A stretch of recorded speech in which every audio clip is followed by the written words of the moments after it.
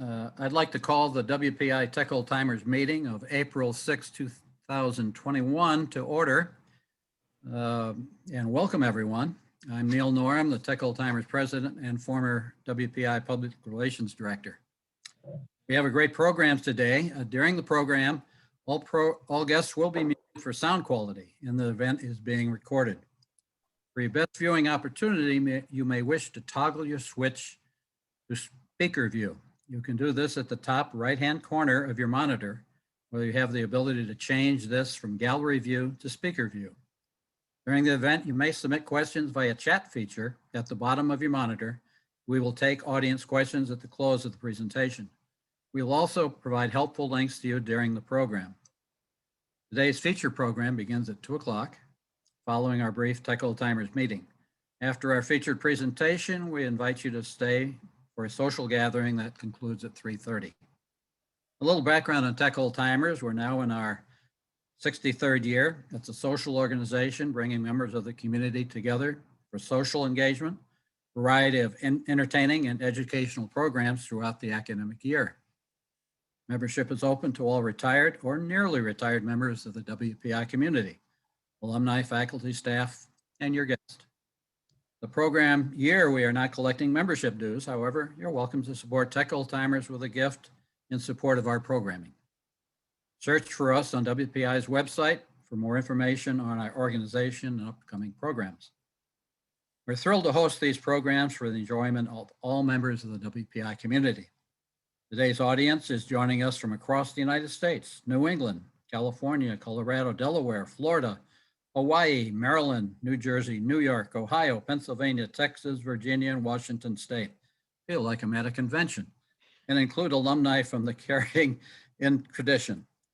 Let us now recite the Pledge of Allegiance. I pledge allegiance to the flag of the United States of America and to the republic for which it stands, one nation, under God, indivisible, with liberty and justice for all. And I'd like to call on our alumna, Paula Delaney, class of 75, who will provide the secretary's report. Paula. Thank you, Neil. Our last meeting was March 3rd and was called to order by Neil Norum.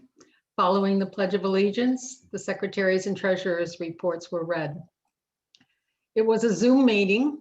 We had approximately 32 attendees, and Maureen Maynard from the Alumni Office provided updates on recent campus and alumni events.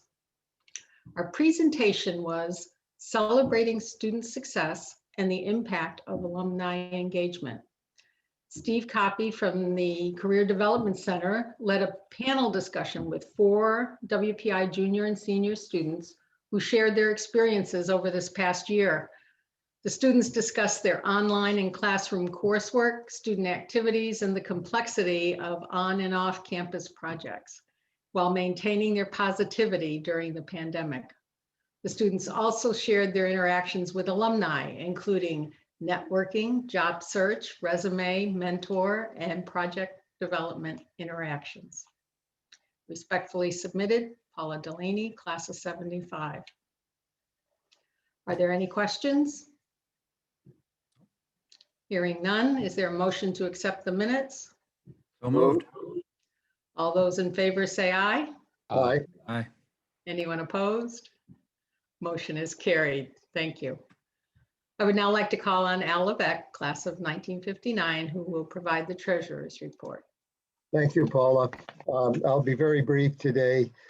This report covers the month period from February 23rd to March 25th. And during the month, there was a single bank deposit made in the amount of $50, and no disbursements were made during the month. Therefore, the ending balance is $4,027.52.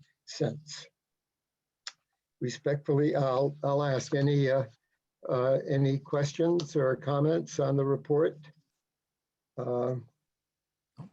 Okay, respectfully submitted, Alan Levesque, class of 1959, treasurer.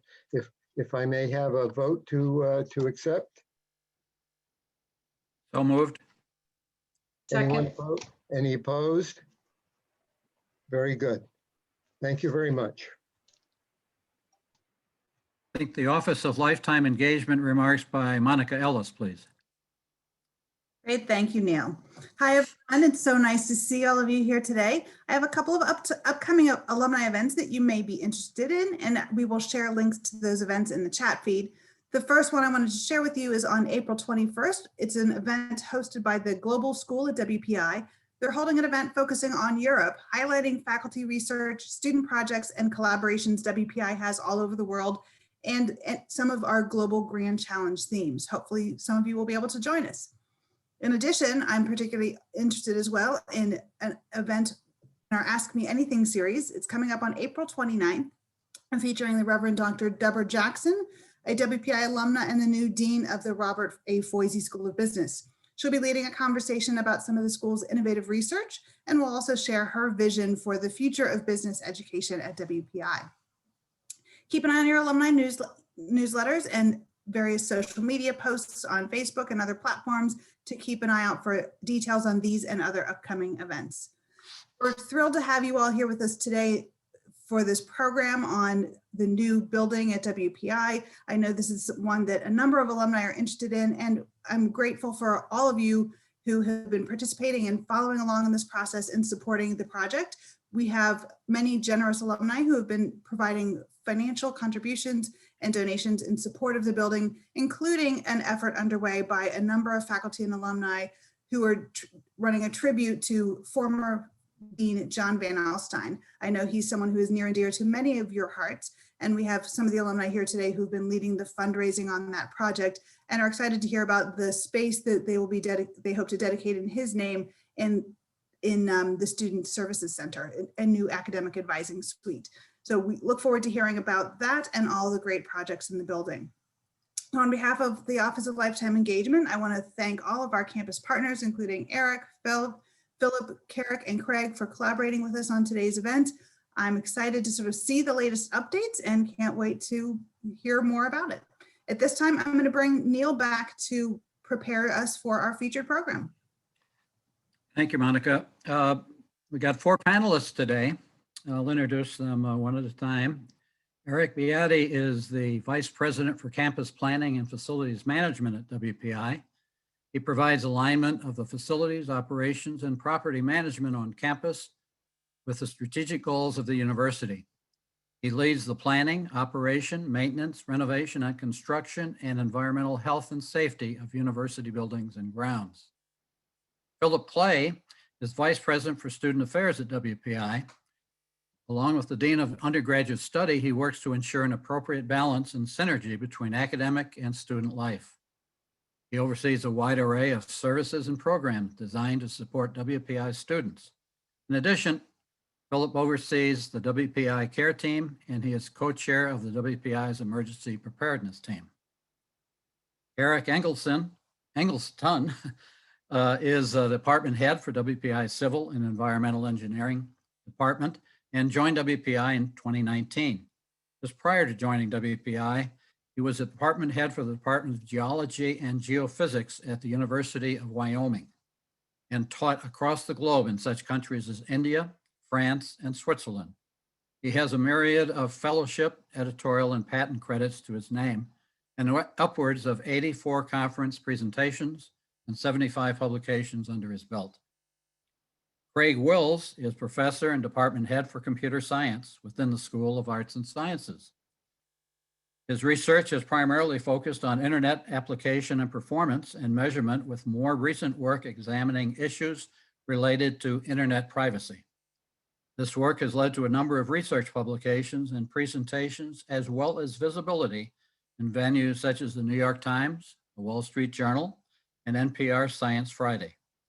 He enjoys the opportunity to teach and advise top quality students, as well as pursue interesting directions of research. Teaching students in system and networking courses provides the opportunity to expose students to both the theory and practice and in solving a problem. Professor Wills has been instrumental in the development of WPI's new state-of-the-art and academic facility. And finally, we welcome Eric Philip Carrick, It's all four of you. We're pleased you could join us today and provide us with a glimpse into WPI's newest academic and research facility. From the construction of this magnificent building to the student academic journey and faculty research opportunities, we're excited to hear how the positively impacts your respective areas. The floor is yours. So let's begin with Eric, followed by Philip, Eric, and Craig, and we will end with questions from the audience. Okay, welcome everyone. It's exciting to be here with this group and glad to see that there's so much interest in our newest building, which is coming along very well. And we'll show you the latest progress, and Craig and Philip and Carrick are going to speak more about what will go on inside the building once it opens. So I'll lead off with some details on the construction. If you haven't been on campus lately, and I know it hasn't even been possible for most folks over the past year because of the pandemic, then you probably haven't seen the new building. So these photos and renderings, I hope, will give you a pretty good idea of what the building is all about. So Philip, we can advance to the next slide, please. Once we realized that we were ready to build a new academic building, which, by the way, the latest building dedicated to academics that had been built prior to this was Gateway 1 Life Science building down at Gateway Park. And then prior to that, the most recent academic building solely for academics was Fuller Labs back in, I think, 1989. So many people felt that we were long overdue for a new academic building on campus. And when we started looking at available locations for the building, pretty clearly the WPI campus footprint does not have a lot of opportunity for more buildings. So siting the building was a challenge. We looked to our campus master plan to help guide us with these decisions. And fortunately, the campus master plan does show some opportunities for academic buildings. As I say, the options are limited. But we knew early on that we wanted to locate this building because of its programming within the core of the academic campus. So that means on or right next to the top of the hill. And so the one site that popped out and was immediately obvious was the ultimate site that we chose. But we did consider some other sites initially.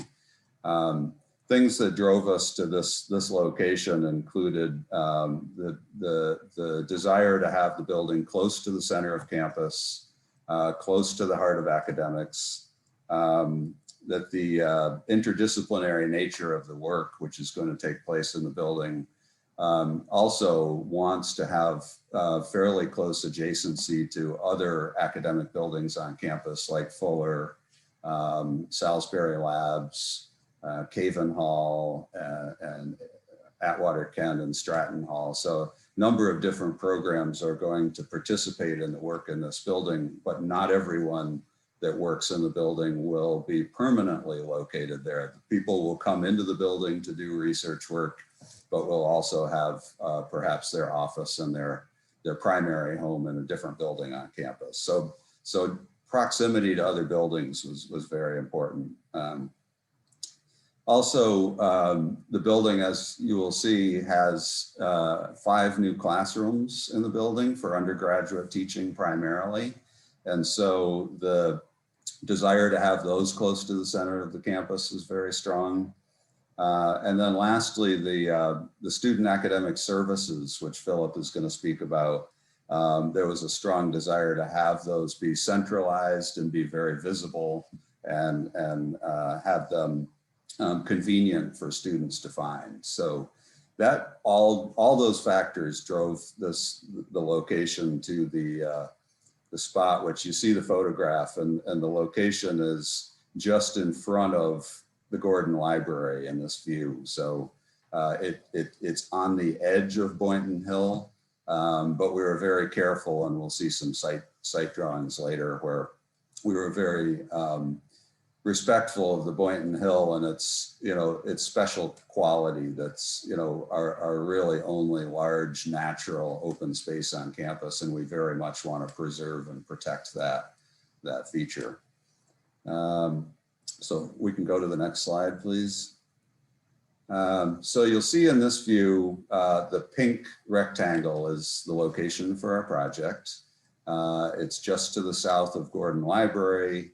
It reaches from the top of the hill, adjacent to Washburn Hall to Boynton Street. So one thing it accomplishes for us is it really connects parts of our campus in a very strong and functional way.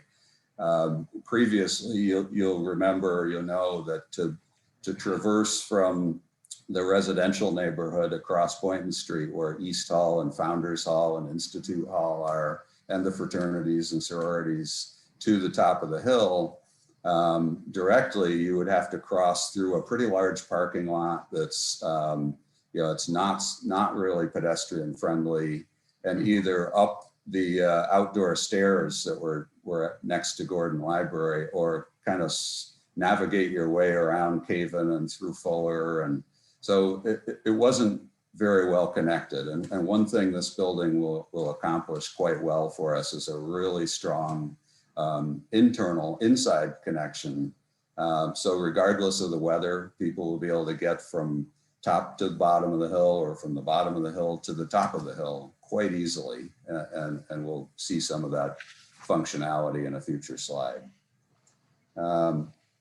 We also think that this will eventually, people will get used to traversing through the building, and that it will help strengthen the connection to Gateway Park. So that may not be an obvious outcome from this, but we do believe it's going to provide a nice route to Gateway as well. Next slide.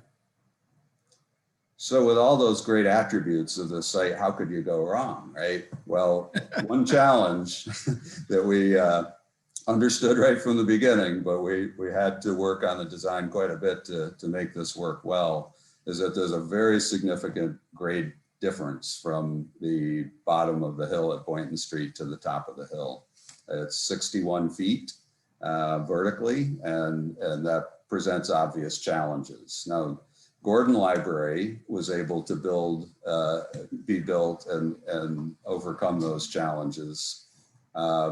We knew that what it would require is dealing with the hillside and the slope, the geotechnical soil conditions, and the premiums involved in building this location. But we knew that the benefits outweighed the drawbacks there.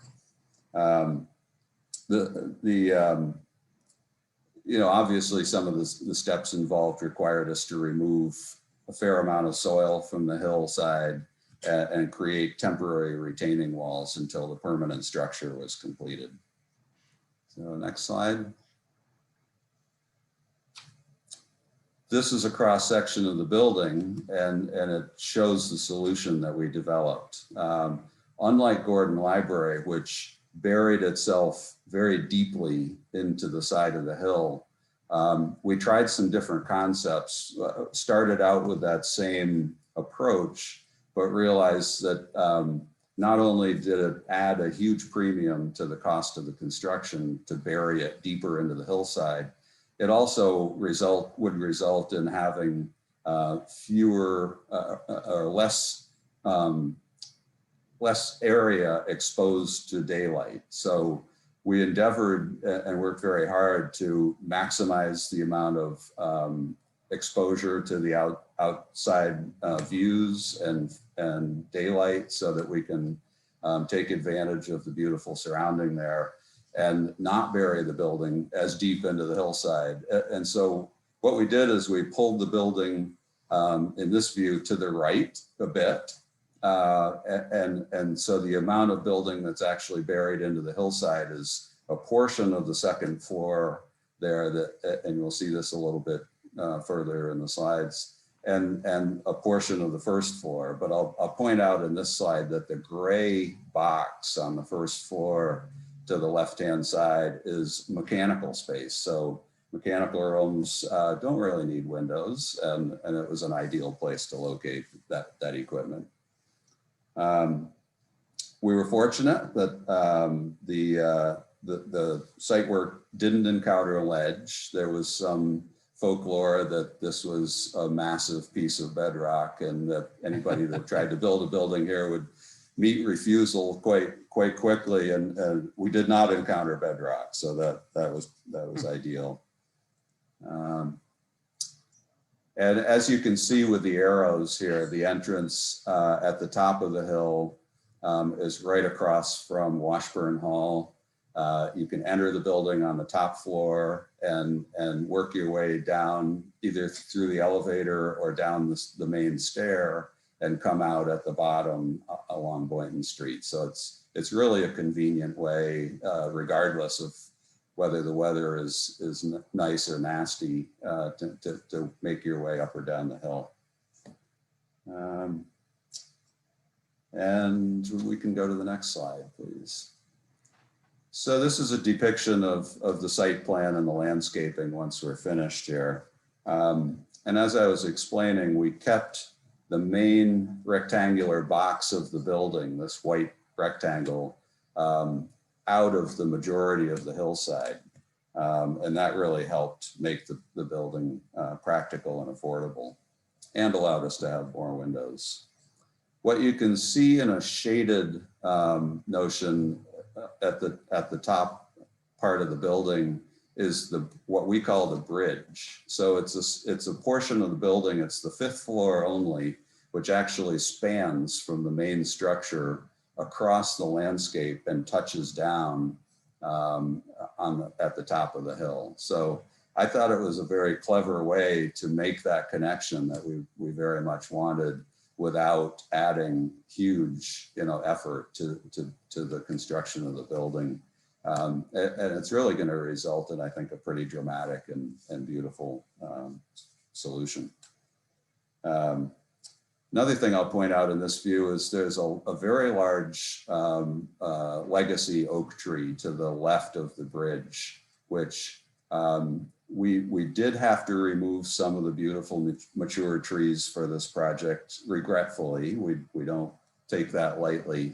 And Philip is going to speak later about what we were able to do by reclaiming the lumber from those trees and actually use in the building. So that's a tidbit for later in the talk. Philip's going to show some examples of how we're doing that. But we're also pleased that we were able to save the large legacy oak right next to the building. Otherwise here, we had a question come in before the talk asking if Caven is going to be renovated. You can see Caven Hall way over to the right-hand side of this view. The answer is yes, thankfully. We are proceeding with the Caven project this spring. Carrick may be able to add a little bit of information about that renovation. But it will be happening this summer and fall. So we're very happy that project is proceeding. And then last on this view, I would point out, again, just to orient everyone, with Boynton Street at the bottom of the slide, the entrance at that level is, you can see, yeah, Philip is pointing to the crosswalk from across the street, right in the front door of the building there. And then when you come out on the 5th floor at the top of the hill, you'd cross the bridge and go out the door, and you'd be in a plaza area. And we have some views of what that looks like. And then there's a third entrance, which we think will be quite convenient as well. And that's that we recognize a lot of students live in the neighborhood to the south and east of this area. And so we believe a lot of students will come up the service road and into that entrance, which enters at the 2nd floor. So there are really 3 entrances to the building. The 4th is on the north side of the building, adjacent to the parking lot, and that's primarily a service entrance and where some of the utilities and necessary means of running the building will take place. So we can move to the next slide. This is a view of that top of the hill entrance that I talked about. And so we very much, the architects designed the building with the intent not to overpower Boynton Hall or Washburn Hall, which are, you know, two of our most significant historic buildings. They're right in this little neighborhood where this entrance is, but it's a one-story, you know, it appears as a one-story entrance here, and the building drops away as it falls down the hill behind it. So we think the building presents itself in a very subtle way at the top of the hill, and doesn't compete with the beauty of Boynton and Washburn. Why don't we move to the next slide? Also surrounding this entrance, and this view takes a few liberties by showing what we hope the trees will grow into in 10 or 15 years. So it's fast forwarding a little bit, but it shows the nice outdoor plaza, and we intentionally designed some outdoor spaces. We hear continually from students that they wish there were more places to gather and sit and study or eat and socialize on campus. So very much listened to that input for this project and incorporated some nice spaces. We can move to the next slide. So now we can show you in these individual photographs kind of a time lapse of how the project progressed, beginning back in October 2019 with the parking lot, and progressing into the site work in November and December, the excavation of the fill or the soil, and beginning the temporary retaining walls in January and February, and then pouring the concrete foundations and the basement, the permanent basement retaining wall in April and May. And then you can see in June when the structural steel starts to shoot up in the air. And really over the course of 2 months, June and July, the entire superstructure and the concrete decks are placed. So it happens pretty fast once it happens. It's pretty exciting. August, September, October, and November were focused on getting the building closed in before winter. We were very fortunate that the schedule and the timing worked out very well to get the exterior walls framed, sheathed, and the windows installed by the time the first snow fell. So it was really a fortunate and well-planned schedule. I'll pause here and say that, you know, of course, the pandemic was going on throughout much of this time frame, and we were very fortunate that our impacts to this project have been limited. We were challenged. We had to shut down some trade work for a period of time in April and May, but some work was able to continue during that period. And fortunately, all the trades returned to work in May, and we've been able to make up some of that lost time through careful overtime and so forth. So we're really on track still to open the building in January of 2022. So that's less than a year from now. So we're excitingly on track here. And in the last few months, you can see that the scaffolding was erected in January, and fabric was stretched around the scaffolding so that we had a protected area to do the masonry work, and we were able to install or build the masonry walls in February and March. And here are the last photo in March.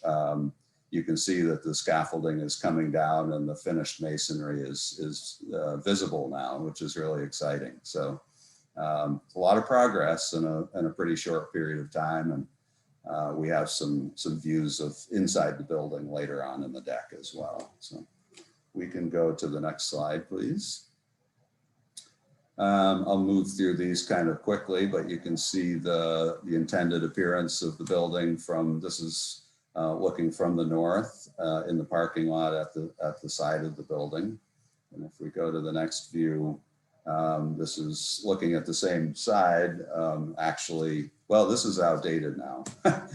These were taken a few weeks ago. The scaffolding is completely down now on this side, so you can really see the masonry work, and it's quite handsome. It's really come out nice. So next slide, please.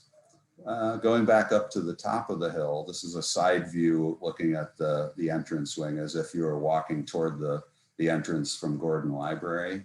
You can see Washburn on the right and Boynton Hall beyond that. And again, more outdoor areas where people can sit and gather. So it's going to be nice to have those. Next view, or the next slide, thank you, is what it looks like a few weeks ago. Thankfully, the snow is gone now. So this is how things are shaping up. It's coming together very nicely. Next slide, please. Just a front-on view again of that top hill entrance. And if we look at the next slide, this is kind of what it looked like a few weeks ago. Again, it's continuing to evolve pretty fast.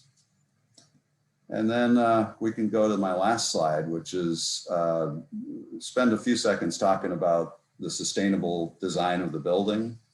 It's built to be a high performance building in a lot of ways, which will make it very energy efficient and reduce our energy consumption.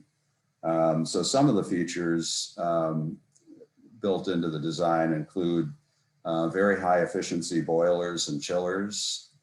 So this building was not connected to our central steam plant, which we're developing a vision, a long-term vision for the campus to eventually evolve away from steam heat. It's a less efficient means of moving energy around from building to building. There's a lot of heat loss with steam. So this building was designed with a low temperature hot water circulation system, which eventually could plug back into a central campus loop that would share heating and cooling perhaps between multiple buildings. And may at some point, way down the road, we may have renewable energy sources right here on campus via perhaps geothermal wells or other means to actually create our own heating and cooling. Other features include distribution in the building of heating and cooling through chilled beams and radiant floor heating. So there's a number of very efficient and effective ways to heat and cool the building. There's quite a advanced daylighting strategy for the building with windows to drive daylight deep into the building to make sure that we can take advantage of healthy daylight and reduce our lighting loads as much as possible. One feature I'm really excited about is we intend to have a PV, that is a photovoltaic array on the roof to generate electricity. We're in the final steps of negotiating a contract with an energy company to provide that system and operate it, and we will be able to reap the benefits from that array. So the building will be able to generate some of its own electricity right off the get-go. Fixtures and faucets in the building will all be low water consumption, so we're trying to conserve as much water as possible and reduce our wastewater flow. And many materials and elements of the building use recycled content or are themselves recyclable in the future. And Philip's going to talk about one such aspect of that in a bit. And the building will also have, just outside the front door, several electric vehicle charging stations. So we have seen quite an increase in demand for those across campus, and we've been installing charging stations in various places, and this building will have some right outside of its front door as well. So those are just a few of the sustainable features. We're tracking the building with the LEED system, the Leadership in Energy and Efficient Design. And the building is tracking for a LEED Gold status, which is a very high level, and we're very excited that we can reach that with this project. So I will turn it over to Philip at this point to talk about some of the interior features. Thanks, Eric. Eric actually had given the appetizer for this slide a little bit earlier. And, you know, when your campus is on a hill, you have to figure out, as Eric talked about, how do you build a building into the side of a hill? So this building is obviously not our first, because we had to do that with Fuller. We had to do that with Gordon Library. Sports and Rec Center also built into the hillside. So that we've figured out.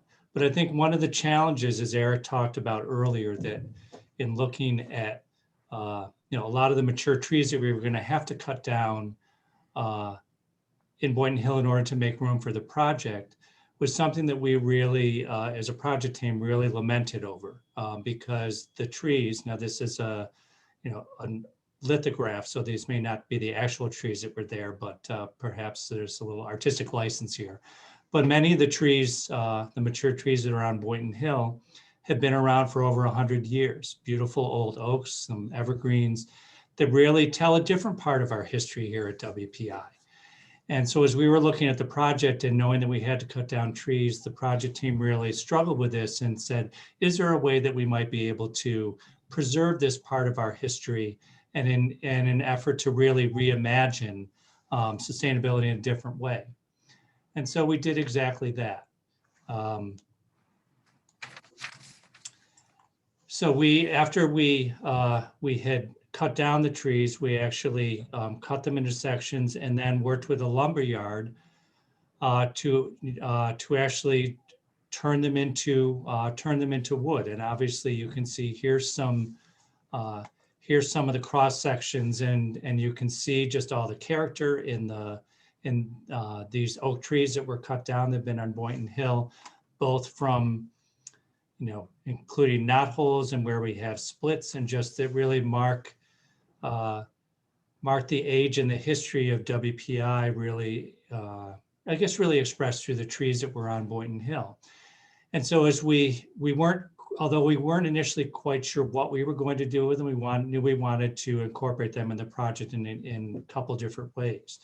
And so you'll see sort of, if this is step one on the left-hand side, that then as we started to look at some of the possibilities, these are two pieces that have really been put together that will actually eventually form the tabletops here in the patio, upper patio area that Eric had talked about earlier. Obviously, this is architect's rendering of the space, and you can see that at the time that this rendering was created, actually, we didn't quite have this vision for the tabletops yet. And so it's really a question of moving from this here on the right to, they'll be obviously much rougher than you see here, and we'll fill in some of the gaps, you know, in between with epoxy or resin filler to be able to create a solid tabletop surface.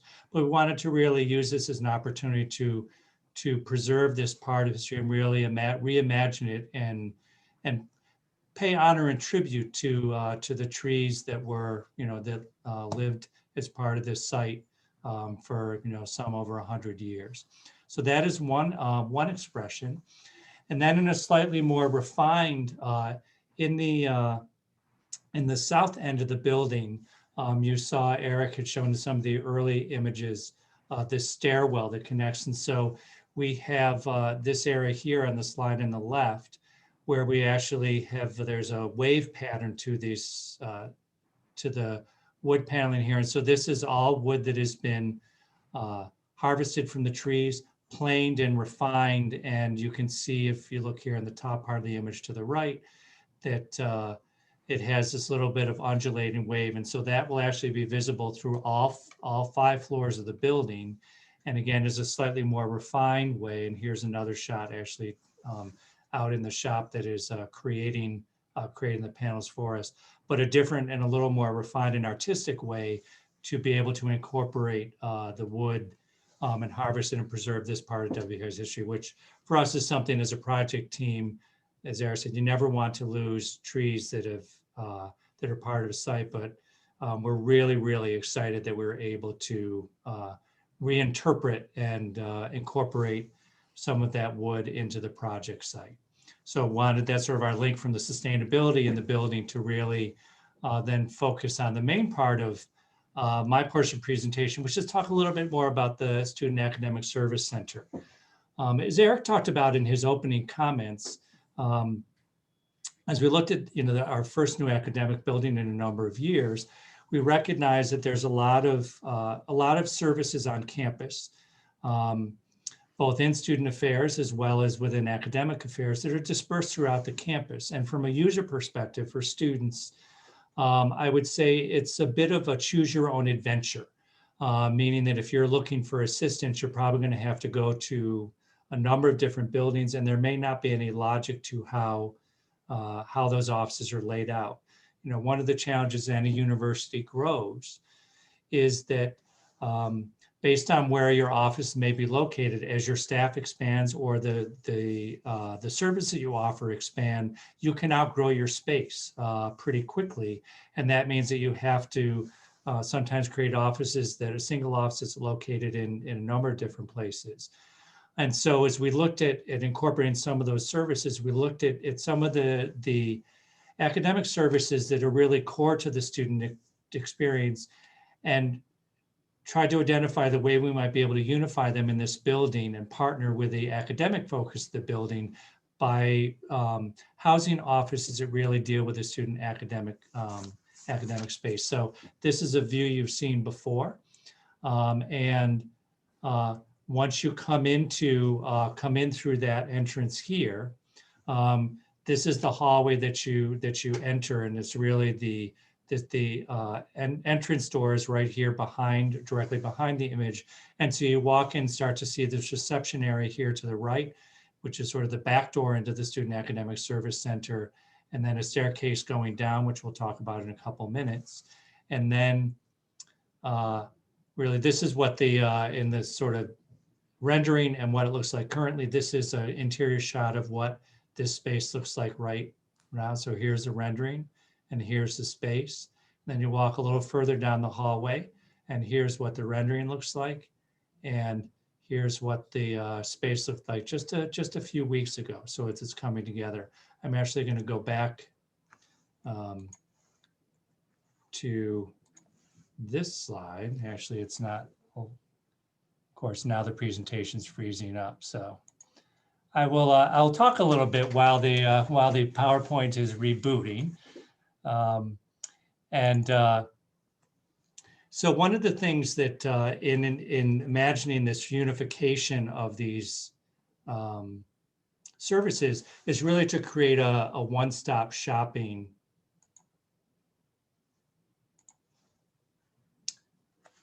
impact for students. So let me get to where we're designed to be.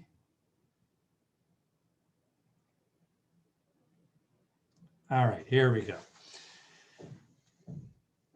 So part of what we really were conceptualized is what are the offices that made sense to be together and how could we create a more unified student experience? And so this concept of the 4 offices that are really part of the Student Academic Service Center are academic advising, accessibility services, career development center, and also the registrar. And if you think about the student experience through their time, academic advising, which is part of our office that helps plan new student orientation, is some of the first, when students first register for classes, that's the first office on campus that they're really having involvement with. They go through that journey. The registrar is the one office that keeps track of their journey and makes sure that they have everything that they need to do in order to be able to graduate. And as students are thinking about their major and what classes they're doing, they're obviously connecting with the Career Development Center and exploring what maybe some of the job opportunities are, co-ops, internships, and accessibility services in terms of often for students that have particular needs are partners through the student's journey throughout all 4 years. And Eric didn't talk about this, but one of the real advantages of this building and the way that it has been sited, moving really from Boynton Street up into the hill, is that if you remember the pathway that Eric talked about through the building, it actually creates a planned, accessible way to travel from Boynton Street up to the hill. By going through the building, you enter on Boynton Street and go down the hallway, you take an elevator and you end up on the 5th floor, which is actually where Accessibility Services office is. And so unlike Daniels, which is the current home for Accessibility Services, which had to be retrofitted to make that building accessible, this building is actually designed to be accessible and provides a convenience for anyone that has accessibility needs to be able to get easily from Boynton Street to up onto the hill in a planned way, as opposed to traveling up the ramp and going through Fuller Labs, which is what students have to currently do, or go up the sidewalk along Institute Road.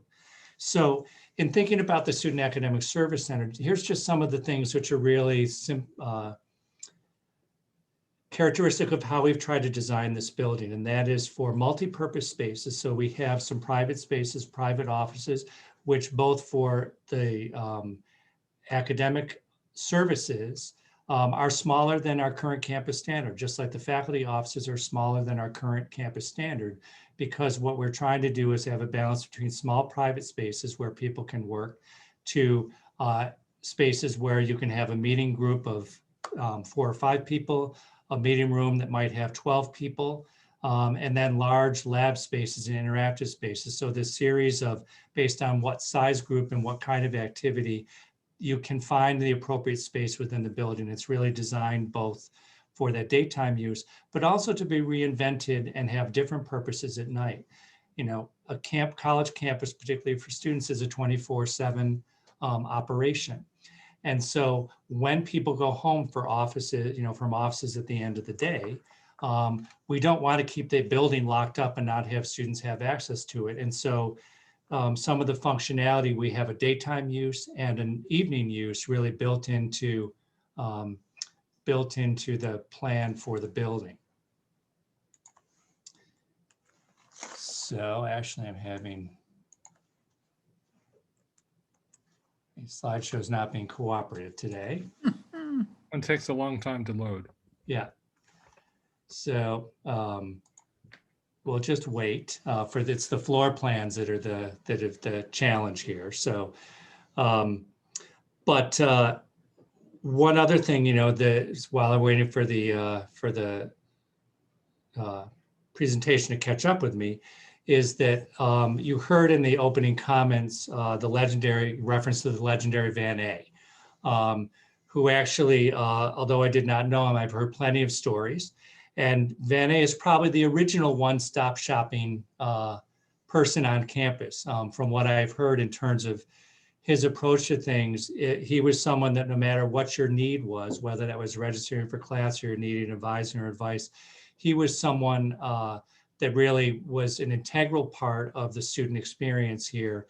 And really, no matter what you needed, was someone that students and now alumni really remember him fondly as a key member of really getting them from the start in their career here at WPI to the end. And so that is why, in terms of the, as Neil and Paula referred to, there is a group of alumni that have really been working to fundraise to figure out what is the best way to pay tribute to him in this Student Academic Service Center. So I know at our project meeting on Monday of this week, our architects were talking about the most recent conversations about how that might, we might be able to pay tribute to him in this area. And so we don't have a final answer. The architects are currently working on a couple of different expressions of how that might be, whether that is through through sculpture, through signage. They're still working on design amounts. So although that was one of the questions we got in advance, I actually I'm not able to say exactly how that tribute will take place and what form, but we know that it will definitely be part of this Student Academic Service Center. So I'll quickly walk you through just sort of the idea from the renderings we had.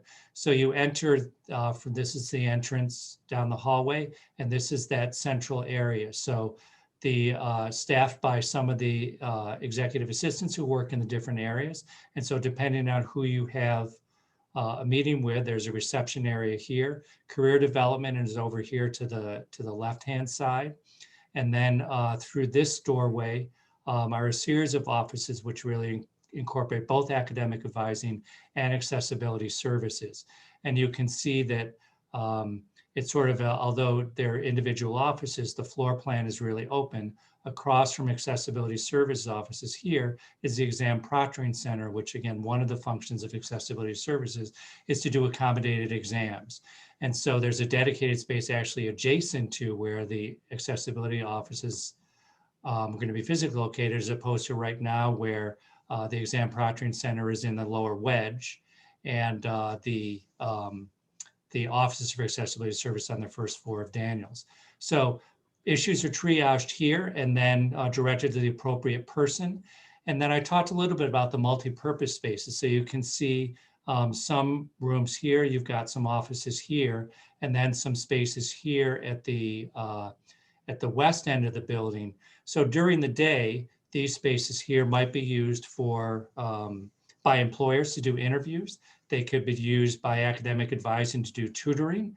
It could be a place where a student that needed to take an exam, but in a private setting, not in a group setting as we have in the exam proctoring center, could be used for any of those purposes during the day by those offices.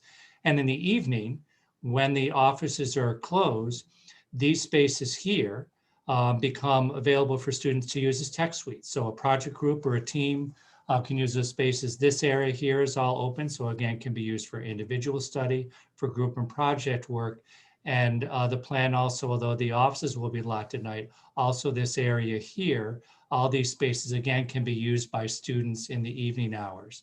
And so again, the goal here is to have a daytime use, but not to have a building sit vacant, to be able to have a nighttime identity for students to be able to use, as well as a identity during the day.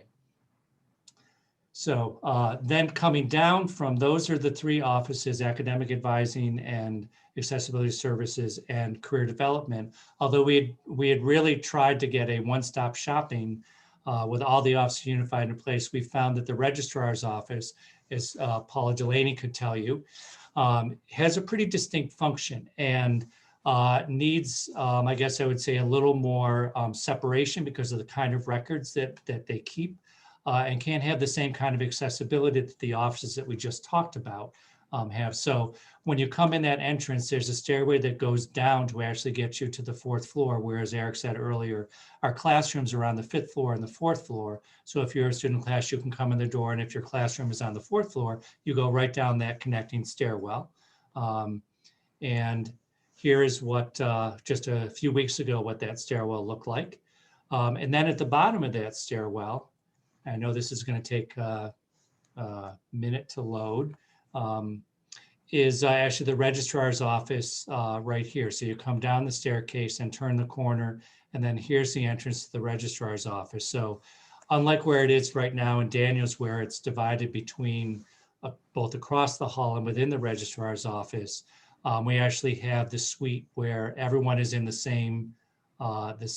So a student comes in here, and again, whether it's a transaction right here at the front desk area or a meeting with someone, that it's all contained within the same spot and adjacent to the offices that are upstairs. And then this conference room, which really supports all 4 of those offices for use during the day. So that's just a very quick overview of sort of the current conceptualization of the Student Academic Service Center. And with that, I'm going to turn it over to Carrick and Craig, who are going to talk a little bit about the building from the faculty perspective. Carrick? There, just unmuting myself. Well, thank you very much. And it's good to meet all of you. I'm still can say I'm relatively new to WPI and getting to know things.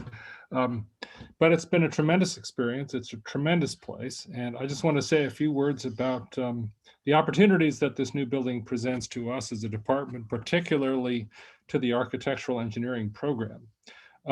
We are, in fact, working on a name change of the department from civil and environmental engineering to civil, environmental, and architectural engineering to reflect the growth of the architectural engineering program in the department, which is just last year grew from like 63 students to 80 students. And the architectural engineering faculty have not had any dedicated research space in Caven Hall. And as Eric said, Caven Hall is going to be renovated also this summer and fall. But we don't gain research space from that renovation. So the space in the new building dedicated to the architectural engineering program has three kind of laboratory, smaller research spaces connected to a larger kind of studio space where, in architectural engineering, we have a number of different kinds of physical embodiments of research, whether it's lab scale materials research or a mock-up of some concept that takes a bigger space. So you'll notice that the pictures that you see now have nothing to do with the new building directly, but they show the solar decathlon project in Morocco, Solar Decathlon Africa, that took place in 2019. And to me, that symbolizes a lot of things that need to go on. This project takes an awful lot of planning, of pre-fitting and testing out things beforehand. You see a structure here that was intended to be buildable without heavy equipment, right? That could be assembled from small pieces with just a little bit of scaffolding. We see on the exterior in the lower part, the exterior, we don't see all the coverings, but we see the use of natural and indigenous materials in heat management. This was assembled in Morocco during the summer. It was extremely hot. And this structure, one of all the structures presented in this event, the Solar Decathlon, the most comfortable building part. And that took a lot of planning and research.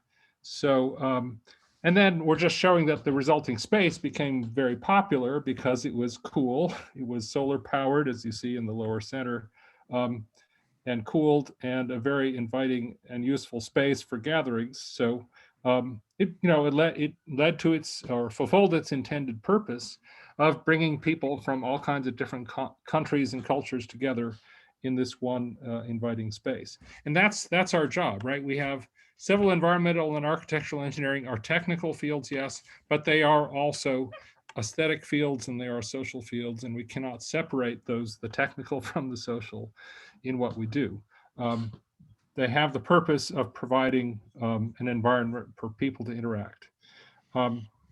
So in the new space, we will be carrying out research that has to do with things like thermal battery materials, right? Materials that can absorb heat and then give that heat up in pretty large quantities when the building cools down just a little bit, right? Using smart materials and absorbents and smart polymers that work a little bit like protein enzymes work in biological systems. Thermochromic materials that automatically respond to light in light and energy management in a building. Bio-inspired materials, often inorganic, mineral with protein or other polymer matrices that are stronger and lighter than traditional materials. And then we have a strong program among one of the architectural engineering faculty members in human comfort and how that relates to air quality and people's ability to stay on task and cognition and so forth. So relating the building environment to its role as a workplace. And then, of course, there's a lot of research going on now with regard to robotics and construction, virtual reality and augmented reality in design, and so forth. I would say, when I first was interviewing, which was just about 2 years ago now, this building was presented to me as people were calling it the Smart World building, and So I would say to you that, what world is that smart world? And to me, the world we live in is 93% of the time on average, if we include time in vehicles, is houses, buildings, and environments like this. So I think that built environment that we all live in will be one of the primary areas of application of all these smart world and data science and so forth technologies. Furthermore, this research is extremely important from the energy use of buildings, not just in the energy to operate, but in the embodied energy in the materials. You can make a building that uses hardly any energy, but the embodied energy in the concrete and the steel and the glass are still represent a large amount of carbon emissions. And the fact is that the construction and operation of buildings account for about 40% of global carbon emissions. We're still going to have 80% of our building stock in 2035 or 2040, which means that we also have to think very, very carefully about how to retrofit and recycle buildings to achieve the kind of carbon mitigation goals that we need to try to achieve. So these are all areas that our programs, not just architectural engineering, but civil engineering in terms of building materials and structures can take advantage of. So we're very excited about the possibilities and making use of this new space. Thank you very much.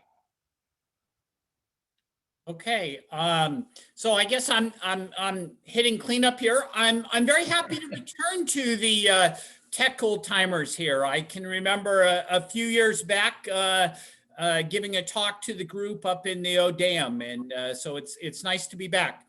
Here's a picture, and again, it doesn't directly relate to the building. Well, it pretty much kind of does. So computer science here is, as a department, has grown significantly over the last 15 or 20 years. A large part of that growth has been because the computer science faculty have embraced interdisciplinary work with lots of colleagues in other departments on campus. And so what this diagram represents with computer science in the middle here is all these intersections of interdisciplinary work. And in all the cases, these are interdisciplinary degree programs that have been created through collaborations between faculty of different departments. And you'll see that we have quite a number of such interdisciplinary collaborations. And so how do these relate to the new building? Because many of these interdisciplinary degree programs and the faculty and the research that is going on around these is going to end up and occupy much of the bottom 3.5 floors of the building that we took, that Philip and Eric were talking about. So Philip talked about the student services on the top 4.5 of that building, but the bottom 3.5 floors are going to house a lot of these interdisciplinary degree programs that we see here. One of those being architectural engineering, as Carrick just talked about, but certainly programs such as robotics engineering, which has grown to be its own department, data science, learning science, bioinformatics, computational biology, all are expected to be housed, the faculty and the research that's going on there to be housed in the new building. Some of the other programs such as IMGD, such as cybersecurity, are going to have some space in the new building as well, although the entire program's actually not going to be housed in the new building. But as department head of computer science, I'm very excited about what this new building is going to allow us to do. And so amongst those kind of things that I think it's going to allow WPI to do is it's going to allow us to consolidate the faculty and research from many of these interdisciplinary degree programs, either within the building itself or within some of the space that is being vacated. part of the issue when we create these interdisciplinary degree programs is we have faculty and research that's scattered across different buildings on campus. The other thing, and I saw Eric address this in the chat, but there's going to be opportunities for using vacated space of what's left behind. And there's both student services space that's being vacated across campus, and there's academic space.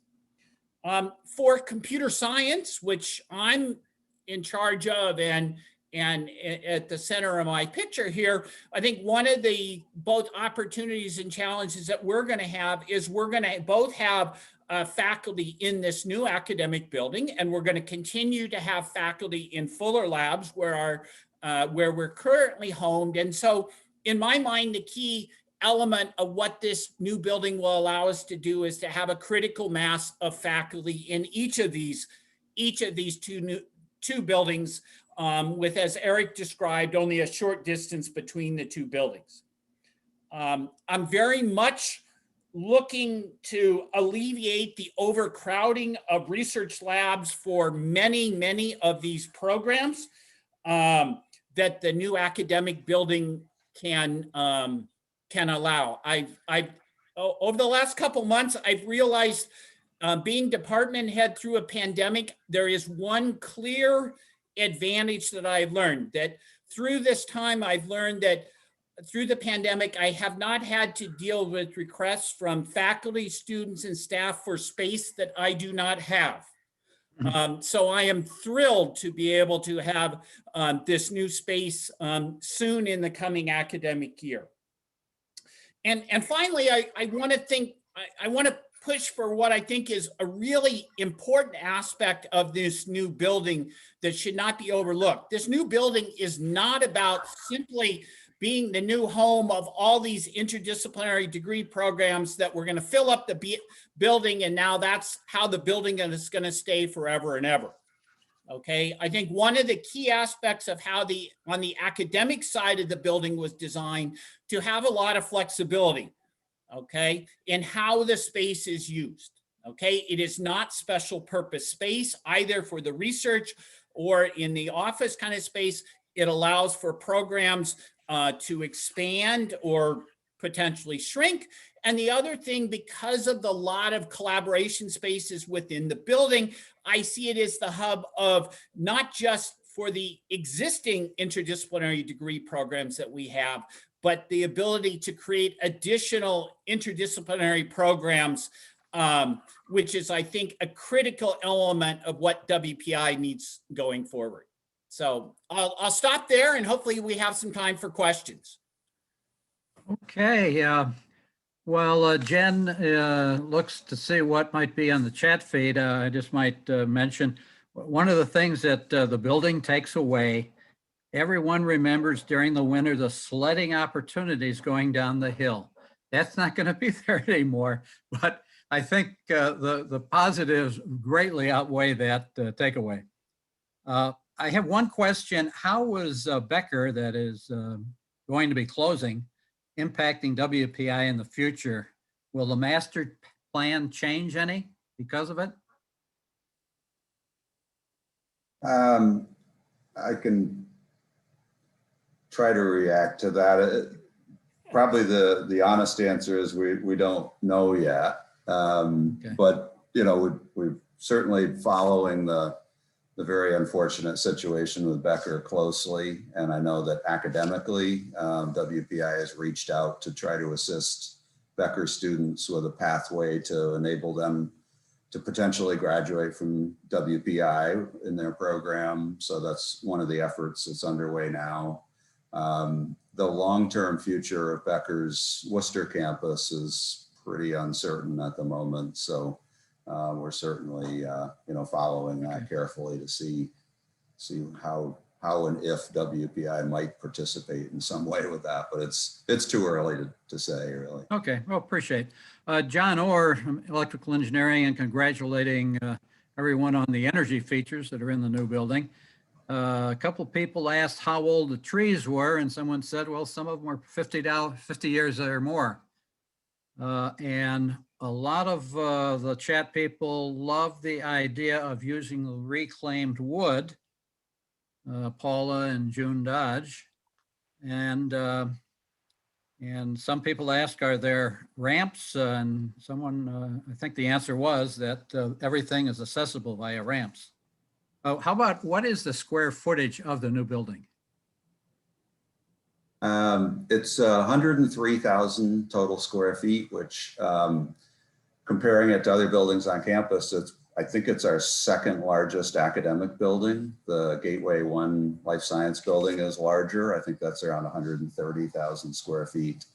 The recreation center is larger as well, but it's one of our bigger buildings for sure. Okay. Let's see if I can bring up some of the chat room here. Okay. Fantastic presentation. Thank you. Leadership and forward thinking is what drew my son to WPI. He will start this fall. Very exciting to hear about the building. The wood reimagining for future is inspiring. Beautiful building. Congratulations. Let's see. Looks like Eric has answered most of the questions in the chat from Jen. Okay. Well, obviously you've done a good job then. Okay, you've answered the questions before they were asked. Outstanding.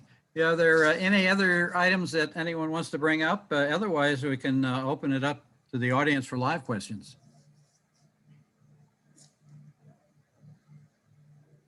If there are any. Obviously not. Well, we're glad that we're so appreciative for our speakers today and looking forward to the grand opening in 2022. Thank you to all of our guests for being here today. Our next program will be on Wednesday, May 5th, highlighting two amazing alumni who are enjoying their careers as musicians in Nashville and the music industry. We will hear from faculty mentors who inspired today's students. Check out our website and alumni newsletter for events and registration details. And with that, our formal presentation is concluded. And I look forward to seeing you all next month via Zoom. Thank you. Neil? Yes. Could I add one last comment about the project? I was reminded that it takes a huge team to design and construct a building like this, and it'd be really remiss if I hadn't mentioned who some of the team members are on the project. So on the design side, Gensler Architects is the lead architect for the project. Niche Engineering, I think our very own Judy Niche is on the call today, is the civil environmental engineer. Several other engineering firms with WPI alums, BR+A Engineering, LeMajor Structural Engineers, Geotechnical is Haley and Aldrich. We have alumni spread all through these companies. It's great. And then Consigli Construction is our construction manager. And the entire Consigli team on the project are all WPI alums. So it's really a pretty remarkable group to work with. It's really, really fun. Okay, well, thank you. That's cool. Well, we can continue on with the social part of our program. Those some will drop off, some will remain, but regardless, there's one of the chat items that we didn't get to here. Space will be vacated at several buildings. Boynton is not one of them, but space in Fuller, Salisbury, Project Center, Daniels, and 85 Prescott will be freed for new uses. Those uses are being planned now and will accommodate new programs and growth of existing programs. You know, sometimes when you used to work at WPI, I know I was relocated 3 or 4 times, but some were very crowded and others we had a lot of space. So this obviously will be relooked at, and I think it'll benefit everyone. It'll really be something to look forward to. We're a total of about 18 questions and things. Okay. Outstanding. Hi, Neil, can I offer a few insights on the new building? My name's Jessica Rosowitz. I taught the project management course last A-term. And part of the course was to bring the students into the new academic building during the construction.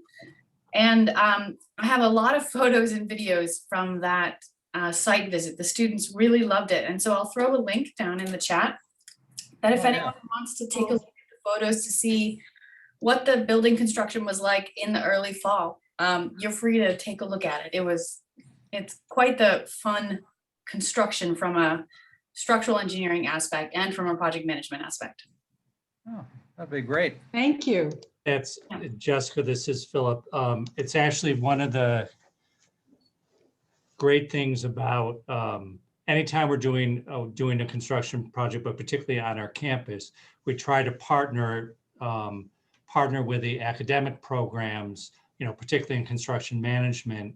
It's one of the things when we're interviewing firms, we ask specifically about that, because for us, it's the ultimate theory and practice to be able to study Learn by doing. construction management literally just by walking across the street as opposed to going to a site. So that's something that Eric and I, when we're interviewing firms, we ask specifically about whether companies are willing to work with student project groups, because for us, that's a really important extension of the classroom. Yeah, that's a good I point. agree. It's something that the students valued highly, and in the feedback at the end of the course, it was something they wanted to see more of. And particularly because as Eric said, Consigli, our entire on-site Consigli team are all WPI alums, so you don't have to explain project-based education to them. They already get it. They drank the Kool-Aid a long time ago and are more than happy to, sort of be contributing to the education of the next generation of, engineers and construction management and HVAC technicians, the whole gamut. Absolutely. When I toured the building last fall, I was led around the building by 4 alumni. Some who had graduated, I was in the fall, some who had graduated the previous December. Ah. Great. Okay.